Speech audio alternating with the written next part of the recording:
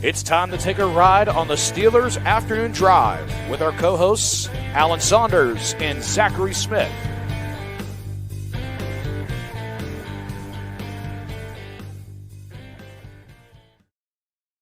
Welcome into another Steelers Afternoon Drive. I'm Zachary Smith. That is Aaron Saunders. Alan, how are we doing?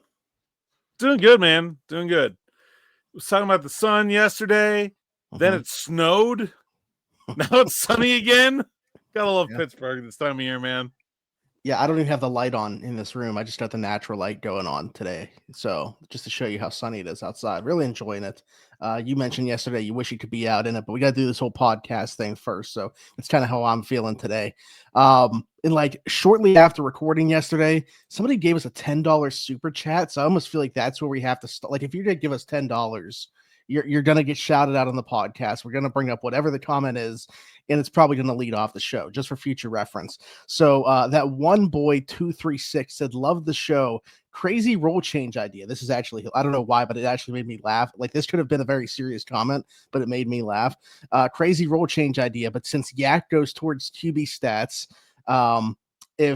do we believe that return yards against an interception should go against the quarterback? So say they throw like a 100-yard interception, pick six. Should the quarterback then have 100 yards taken off their passing yards? So if they had 100 yards passing, get down to the goal line, throw a 100-yard pick six, all of a sudden they're back at 0 yards passing.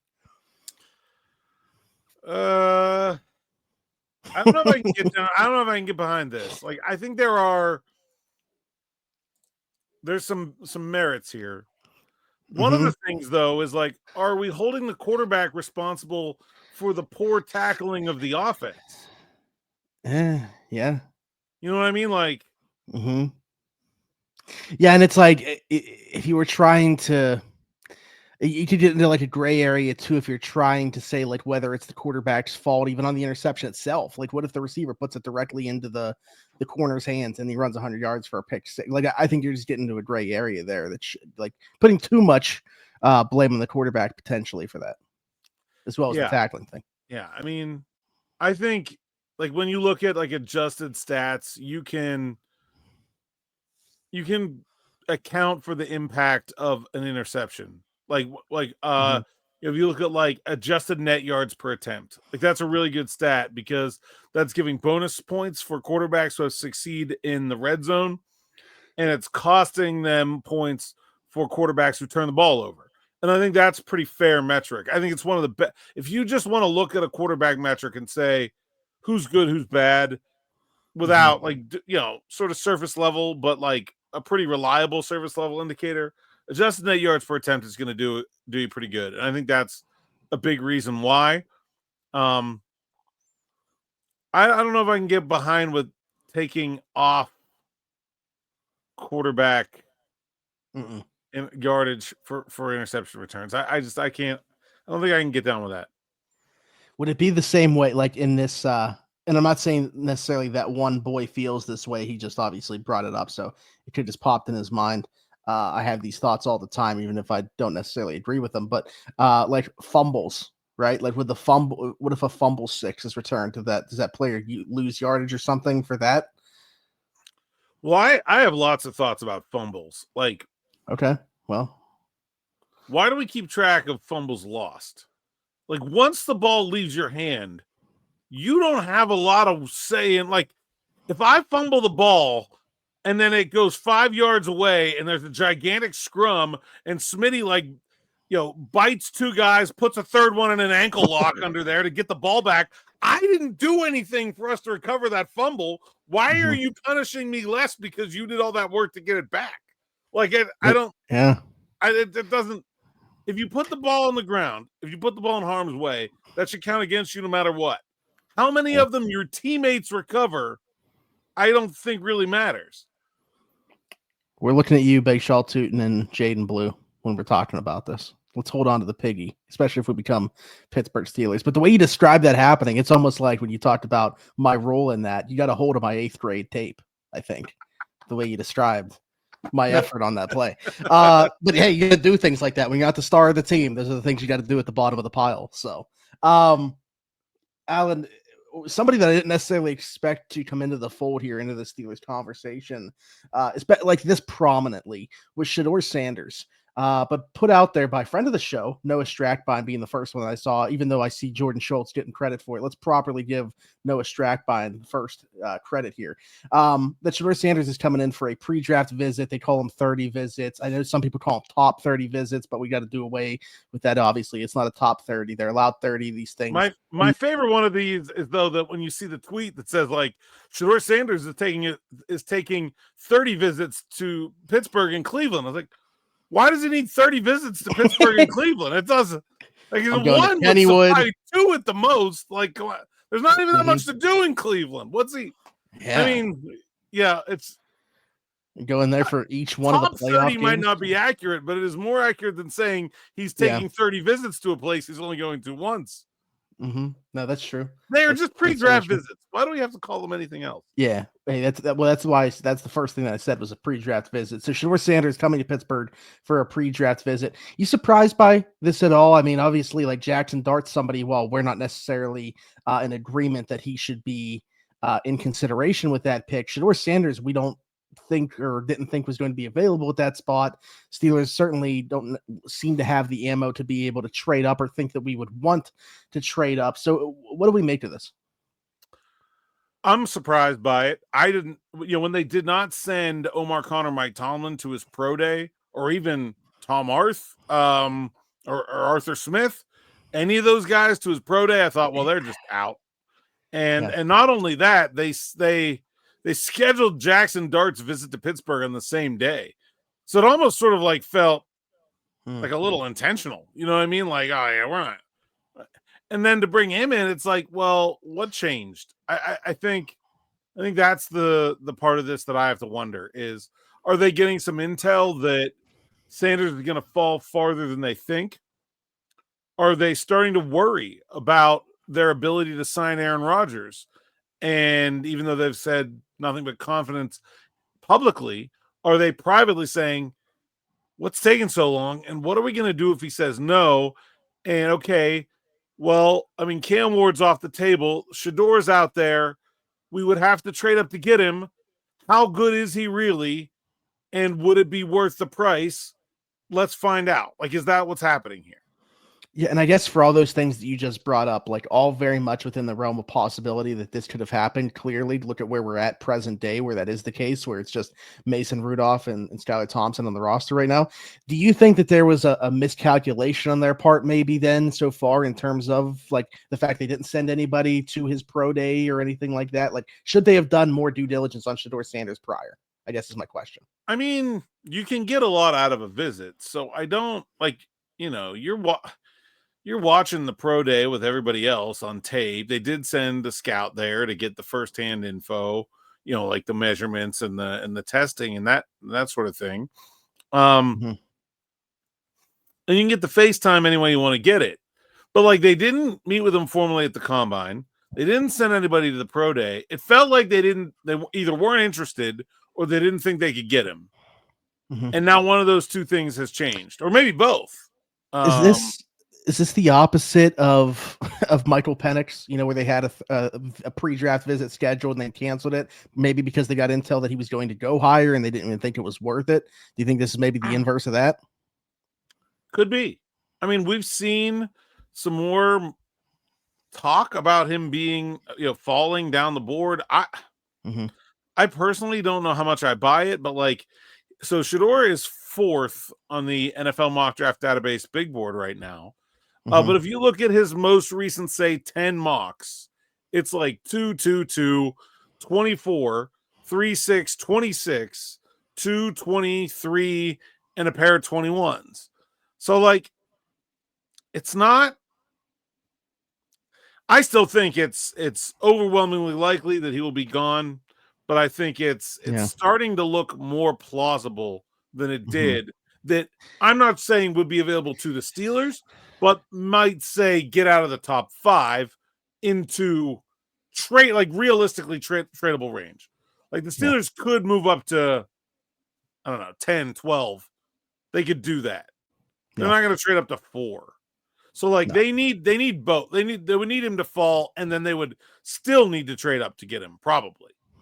Yeah, if there was like maybe one more really strong QB prospect that could buy that, like I know that we have evidence as recently as 2022 that like teams aren't going to take a quarterback just to take a quarterback. Where we saw Kenny Pickett, the best one in that class, fall all the way to 20 for the Steelers to take. Like we've seen evidence. Yeah, Of we'll teams also being saw willing to evidence pass. last year of teams very much just taking quarterbacks and take quarterbacks in the first. Yeah. So I don't know what to make of it. It's just like you said, it's hard for me to see past like 9 with the Saints. Like I think that's probably a spot that certainly makes sense. Like if there, but certainly I would think even if he falls a little bit more than that, it doesn't have to be a team that's sitting in that spot right now. It could be somebody else trading up to secure him too. Like the fall to 21, I just don't see happening. Yeah, like I can't see it. Not like you said, like, okay, so you have the Browns at 2, the Giants at 3, the Jets at 7, and the Saints at 9. Those are the quarterback needy teams in the top 10. Mhm. And I have a really, really hard time seeing him make it to 10. But let's say he makes it to 10. Now all of a sudden you know he's open to every other quarterback needy team out there that doesn't have a secure future, and trade ups. You know, somebody coming up to get ahead of the Steelers. Yeah. And I think there's plenty of possibilities there as well. So, you know, Mm-hmm. I think they would like, even if he's falling, if they want him, I think they should go up and get him. Like I can't imagine watching picks 15 through 20 go off the board thinking we really want Shedeur Sanders, but we're not going to move up to get, like, just go get him. Because every pick you're running the risk of Cleveland coming back up, the Rams coming up ahead of you. You know, like there's a lot of options there. The other part that I thought was really interesting with this conversation taking place on Twitter today was, I saw a poll that was put out there about Shedeur Sanders versus Jackson Dart. And I'm like, what are we doing here? Like, to me, 2 different realms in terms of the prospect that we're talking about here. And very interesting to me how close it was. Like, I think that, like, those fans that are voting for Jackson Dart there, you got to be baking in the idea of like what Shedeur brings off the field, right? In order to not want him over Jackson Dart. Like, that's the only thing that I can think of. Yeah, but like, I mean, it's not like Shedeur's off the field things are like arrest records, drug problems, girlfriend beating. Like, no, he's gonna bring some extra attention and some eyeballs and some media sat. This is Juju, not AB. Okay, like that. That's what it is. This is Juju, not AB. Okay, don't get them confused. Okay, sure, he might do some things, force attention. He might be a little bit brash or a little bit cocky. He's gonna be certainly a bigger than life personality on social media and things like that. But man, those things are not that big of a deal. Not when we're talking about a guy who I think true talent is easily a top 15 player in this class, and Jackson Dart, who is true talent, a 3rd rounder. Like they're not even close. There's nothing on the football field that Jackson Dart is better at than Shedeur Sanders. He's bigger. So I guess maybe you would think more easily able to hold up to being hit. But that's it. That's all I got. Like, yeah, it's not close. The close one is Milroe and Dart, or Howard and Dart, not Sanders. Yeah.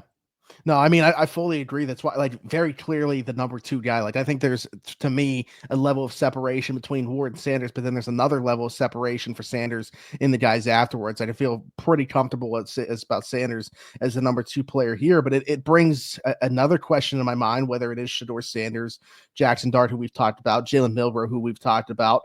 Like, I'm starting to see that maybe the Steelers are taking quarterback more seriously within this class than we were talking about at one point. Again, understanding, okay, so their coach, GM, offensive coordinator, QB coach, they weren't there for Shedeur's pro day, but like bringing the guys in for pre-draft visits, really wanting you to know them. They're very least doing their homework on the guys that are going to go at the top of this draft at that position. Yeah, I think we should take it pretty seriously. that they're really considering quarterback as high as the first round. Doesn't mean they're going to do it, but I think they're really considering it. And honestly, the fact that they haven't brought in those top 3 defensive linemen yet, and now only this 8 whole process, to be honest, unreported. Like, I know last year the tackles were at the end, so like I get it, but it's definitely notable. Like next week, it could be a completely different conversation where, like, the group's filled out and we're looking at everybody, and it's like, okay, these ended up being a lot of the names that we expected. But like, as we sit here right now, for me, it's just like been interesting. The names that we've seen brought in, and more notably not brought in up to this point. What do you make of just like the process in its entirety and the names that we've seen brought in and haven't been brought in? Like, not a lot of guys that you could really consider an option as their first round pick. Like, I think that's the thing that's missing here, right? I mean, like, okay, I'm looking at the list right now, which if you are at all interested in the draft, go to SteelersNow.com, check out our big board. It is now up to 6 positions ranked 1 through 300, with every player that the Steelers interviewed at the Senior Bowl, the Shrine Bowl, with a formal interview with the Combine, that had an assistant coach at their pro day, head coach at their pro day, came to Pittsburgh for a top 30 visit. Every piece of interest is there, plus links to DB's individual position rankings and our draft profiles of every player. It's like the spot to go. Yeah. I used it. I used it last year before having my final prediction of Graham Barton. So thanks for that. No, I'm just kidding. Good stuff. I didn't say it made me smarter. I just said it's really cool to look at. But I'm looking at this. So, okay, Tyler Shook, day 3 pick probably. JJ Pegues, day 3 pick. Wyatt Milam, 3rd or 4th round. Dylan Sampson, 2nd or 3rd round. Savion Williams, 2nd or 3rd round. Yahya Black, day 3. Higgins, day 2. Ben Sauls is a kicker. I don't even know if he's going to get drafted. Matthew Golden, Caleb Johnson's, Azaria Thomas, day 2 picks. Gavin Bartholomew, day 3 pick. Emmanuel, Jackson Dart, Caldwell, Tootin, day 3. Noel Farmer, day 2. Roberts, day 3. Amos today, maybe on the edge of day 1. Yeah. DJ Giddens, day 2. Gordon and Blue, day 3. Shamar Stewart, day 1. McMillan from Pitt, day 3. And now Shedeur Sanders. So of the first round options, that's 2 quarterbacks, an edge rusher, a wide receiver, and maybe a corner that have come for a top 30 non-top 30 for a 1 of 30 visit to Pittsburgh. See that, I mean, you reading those names off to me, I'm going through and I'm like, there's 5 or 6 guys there that maybe you said just Matthew Golden in terms of receivers. I brought this up, like Jaden Higgins potentially could he potentially go earlier than but like here's who's not there: Luther Burden, Emeka Egbuka, Kenneth Grant, Walter Nolan, Derek Harmon, Jade Barron. Like that's like half of what we that's like 3/4 of what we considered a month ago the most likely picks for them in the first round have not been announced as a pre-draft visitor. Now 8 to go. Could be that those are the 8. Okay, fine, whatever. But it's interesting, certainly. Yeah, we can only go off the information that we currently have, and the information we currently have makes it seem very interesting, and certainly not at all what we thought. In terms of taking the quarterback more seriously, though, this all, and again, I didn't necessarily plan on bringing his name up on this episode, but go ahead. I got a quarterback question here too. Okay, well, the draft. I just wanted to ask if you felt like Aaron Rodgers swings this one way or another. Like, if they sign, great, because you and our guy Baku, we can't. Nope, leave him off. Don't want to hear from him. No, I'm kidding. We're on the same wavelength. His question is: if Rodgers isn't signed before the draft, does it increase the chances of trading up for Sanders, or even if he does sign, will they remain just as aggressive? If he falls out of top 5. Basically what I was going to ask. So I'm on the same wavelength as Baku, and I don't know what that says about me, but I think you're both fine, upstanding young gentlemen. I think, look, if Rodgers isn't signed by the draft, they gotta get crazy. I don't think that they would consider trading up if Aaron Rodgers is signed. at all under almost any circumstance. But would they take Sanders falling to 21 with Rodgers on the roster? Yeah, but like that's not that realistic. Okay. That was kind of where I wanted to go. I think they would take Sanders at 21, even if they had Rodgers. Regardless. But I think signing him would pretty comfortably take trading up off the board. What about you're going to pay Rodgers like 25, 30 million probably? Like where? Yeah. And then you're going to trade up for a quarterback too? I don't buy it. If you think you're going to trade up, don't sign. I was on Locked On with Chris Carter this morning, and I made a good point that I don't think I've made on here, which is if the Steelers really thought any of these quarterbacks were any good, they wouldn't be talking to Aaron Rodgers. If they really thought that they had any kind of realistic shot at getting Shedeur Sanders, they would just be doing that. If they really thought that Jackson Dart was capable of being a franchise quarterback, they would just be doing that. Because they'll be able to trade up for Sanders if they want to. They'll be able to draft Dart at 21 if they want to. And the fact that they're trying to sign Aaron Rodgers, who's 42 years old, tells you they don't really think that about those guys. And Aaron Rodgers, despite being part about 42 years old, sure, but like leaving that part of this off here and just looking at it from like it fits with the rest of what they've done in terms of trying to find a stopgap solution for 2025, but really being about 2026 and beyond. Like Aaron Rodgers put in this situation right now, to me, makes the most sense based off everything else that they've done up to this point. If they draft a quarterback in the first round, to me, that's a pretty massive pivot from where I thought they were going to be like at the Senior Bowl when they were showing all the interest in defensive tackles. And we just assumed going into free agency, they were going to bring one of the guys back from last year or whatever. Like to me now, if they take a quarterback in the first round, pretty massive pivot for me. Aaron Rodgers would make the most sense aligning with what they've done up to this point. I agree. That's why I think that's going to happen. And that's why I think what we thought was going to happen is going to happen. But they do also are now they've put themselves in a position where they do kind of have to at least have something in store for some kind of second plan. Yeah. Third plan. So Aaron Rodgers not on the roster, more plausible, obviously, to trade up for Shedeur. Think they would still take him, say he fell in their lap at 21. What about the other guys that we talked about with Jackson Dart, Jalen Milroe? I would say really just those two. How much does that outlook change for adding one of those guys with or without Aaron Rodgers on the roster, in your opinion? I really can't envision them using a first-round pick if they've signed Aaron Rodgers on a quarterback. I just can't. What's the point? So just play the first-rounder. He's only signing with Pittsburgh because he doesn't want to go to Minnesota where he would have to deal with the looking over the shoulder for the first-round pick, like on a better team. There's no point in signing Aaron Rodgers if they're thinking about drafting a quarterback in the first round. None.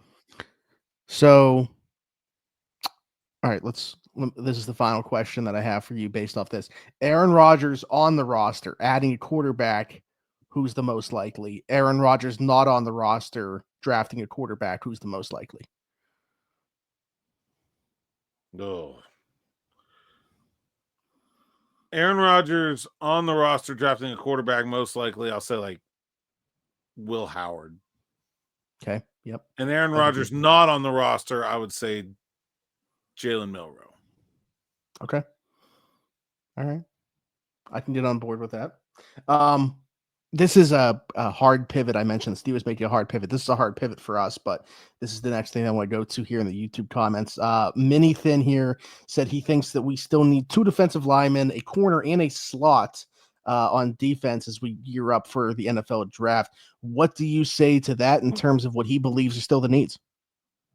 Sounds about right. I think they need 2 defensive backs. I don't think it needs to be an outside corner and a slot. It could be a safety and a slot. It could be a safety and an outside. Here's what they need. They need someone to take over for Darius Slay in 2026. They need a slot cornerback right now, and they need someone and they may need a third safety and or replacement for Deshaun Elliott in 26 and or replacement for Minka in 26. But I think you can do 2 of those things with one of those people. So I think you need 2 DBs and 2 D tackles. That sounds right to me. I think you can speak to this. Obviously, you talk to people within the organization. I think that they still really like Corey Trice. Yeah. And I wouldn't be surprised if they've been intentional about not like icing him out of the equation in terms of who they've added. It would surprise me if it's a early round player that is a pure outside corner. That would be like Trey. Oh yeah, I mean he's pretty much pure outside. Yeah, that would surprise me if it's just like another big outside corner early round. That would be pretty surprising to me. Now, someone early that can do multiple things like Xavier Watts or even like Benjamin Morrison, Jade Barron. I think those guys make a lot of sense. And a lot of good conversation in the YouTube comments this morning on Morning Rush when I talked about how the Steelers' base defense is the nickel and how, okay, if the base defense is the nickel, then they need to make the 50 be a starter and not a 5'9" undrafted free agent or some random scrub they just picked up off the scrap heap. And that's a very, very good point by a lot of you. I normally like to call out the good, but like 9 of you made that point in the YouTube comments this morning. Everybody pat yourselves on the back. It's absolutely correct that they do need to invest more in the slot corner position. I don't understand their hesitancy to do so. So yeah, a guy like Watts or Morrison or Barron or Jacob Parrish or Upton Stout, like, so, you know, you can go up and down the draft board with it, but like, I think someone like that makes a ton of sense. Yeah, and like somebody that can start in a spot, right? But like that position grow. I mean, look at what Detroit's done with Brian Branch from year 1 to year 2, and obviously, I think the roles should continue to grow. Now, I don't know that they're going to invest like that, but I'm just saying, like, I mean, if you look at some of the safeties they've Jade Barron could possible. Very well be. yeah. So, but say they do, say they don't, whatever. I'm just making the case that it's somebody that you start out at one spot because you have the immediate need there, but could move around depending on what those needs become down the line. Yeah, that's why I think Barron could kind of be all three of those things. Is he a future replacement for Slay? Maybe. Is he a current starter at slot? Yeah, absolutely. Is he a future replacement for Minka or a future third safety? Maybe that too. You know, I think he could. Obviously, he won't be all three of them, but he could be all three of them, and I think that makes him pretty interesting. But again, not coming. At least as of now. I mean, they did send Tomlin and Omar to his pro day, and I believe they had a meeting with him at the combine as well. So, I mean, not like they're not interested, but I'm a little surprised that he's not coming. No, yeah, combine and pro day, but a little surprised he's not coming in. Well, that leads me to my last thing here, and I want a short answer now, but I know it's something that you're working on, and we can get a more in-depth look at this down the road here. But like, just curious in terms of like how often we see them bring in guys at certain positions. Like we have that information, like you're talking about there at SteelersNow.com. And then don't even like invest in that position at all throughout the entirety of the draft, throughout the process. So like how many times have we seen them bring in a bunch of guys at position and not even check that box? Yeah, I just started to do some research about this for a story that I think is going to go tomorrow at SteelersNow.com. But like last year's pre-draft visitors were there were 6 wide receivers, Roman Wilson in the 3rd round. There were 4 centers, Zach Frazier in the 2nd round. Also, Zach Frazier was one of the visitors. There were 2 guards, including Mason McCormick in the 4th round. There were 7 tackles, one of which was Troy Fautanu. There were 6 defensive tackles, one of which was Logan Lee. 2 linebackers, one of which was Peyton Wilson. And the one thing that they didn't draft on the list, there were 7 slot corners, one of which was Beanie Bishop, who they ended up signing as an undrafted free agent anyway. So if you count slot by getting Beanie, they addressed every single position. They brought someone in for a pre-draft visitor last year. Now, 23 was not that cut and dry. They had some like one-offs in 23. They brought in a couple of day 3 quarterbacks, Clayton Tune and Jaron Hall. They brought in some wide receivers, but didn't end up drafting a wide receiver in 23. They brought in some interior offensive linemen and didn't end up going down that road in 23. And so is a little bit more varied, but I mean, still, if you look at the big numbered ones, cornerback, there's 6 corners, including Joey Porter Jr., 4 D tackles, including Keanu Benton. And so 3 tackles, offensive tackles, including Broderick Jones. Like, we should expect half the Steelers draft class, basically, to come from those 30 guys, include the locals, probably about 35. And I think we should figure that the top 2 or 3 or 4 positions, depending on how they're sort of distributed, that most of those are going to get hit on in the draft at some point. Which makes it all the more interesting going all the way back to the first thing that we talked about here with the list that we've seen brought in so far, because it's like trying to find those picks within there. Like, as of right now, again, we got more visits that haven't been announced yet, and we'll see who ends up coming in here. But like, as we look at this list right now, where and who is that first round pick coming from? Like, that's, I don't know, going to be interesting to see. Certainly. And once those all 30 get filled out. But anything else, Alan? No, I think that's it. Time flies when you're having fun. I know. Already up to 31 minutes. Well, we'll be back again to do another one of these tomorrow. But until then, Alan, tell the people they can find you. At @Saunders_PGH on all the social media platforms.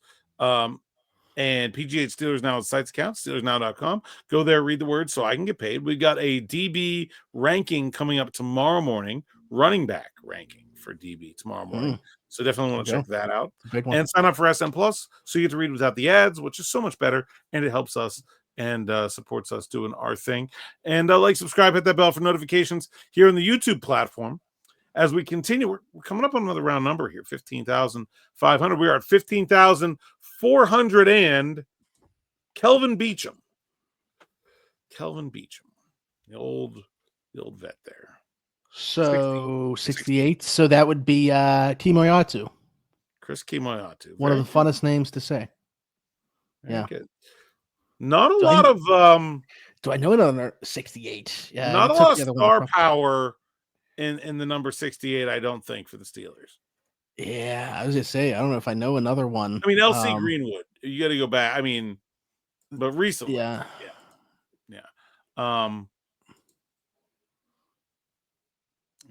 I don't. We're gonna have people in the comments dropping some. Kelvin Beachum, Ryan Harris. Or in the news the other day, something. There's a couple of offensive linemen from like the 2000s. Brendan Stye was a guard. We're 68. Lorenzo Freeman. I have no recollection of Lorenzo Freeman. 87-90. Yeah, I don't. What does that tell you? Anyways, all right, good stuff. Be sure to like, subscribe, hit that notification bell. Of course, here, leave us a comment, leave us a question, all that good stuff in the comments. Let us know how you feel about what we talked about today or what you want to see on a future episode. If you're listening somewhere else, leave us a 5-star review, Apple, Spotify, wherever you get your podcasts from. Just search Steelers Afternoon Drive. Do the same thing over on TikTok, and then you'll find me everywhere, Zachary Smith, PGH, for Alan Saunders, and myself. Thanks for jumping in. Take another ride on the Steelers Afternoon Drive.